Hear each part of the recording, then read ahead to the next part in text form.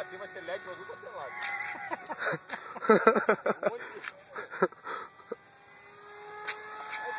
Fudeu! Oh, porra! Filma. Filmei, pô, só que, pô, tá vindo em mim? Vou subir, vou dar um mergulhão agora. Cara, cuidado que esse teu mergulhão e tu vai acabar mergulhando. Deixa o avião daí, Ricardo. Tu vai Acho que vai ter uma colisão agora, hein, Ricardo. Bota essa porra pra lá, cara. Aí.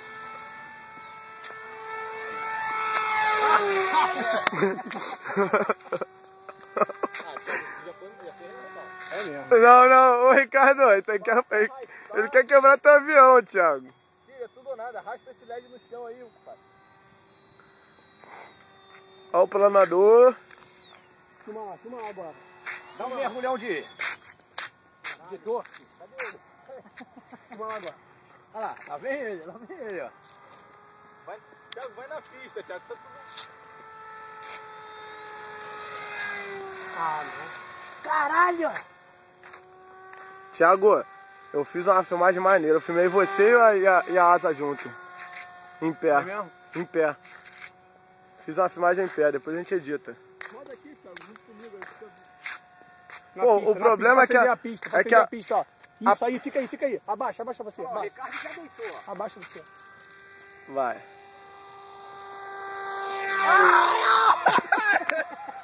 Passou em cima de mim aqui, Olha o Ricardo Passou em cima de mim assim, ué. deitado no chão pilotando avião ainda. Pô, o Thiago é maluco, não vai ficar em pé não, mano. De novo. Thiago, tá muito pra cá, cara. Acabou a bateria. Graças a Deus. Veste pausa.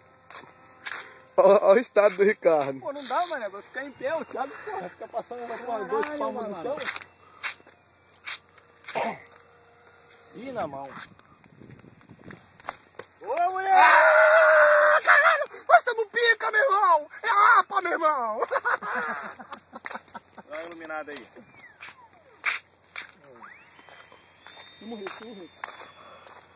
Vem, faz aquele voo lateral. Fica atrás dele. Faz o voo lateral.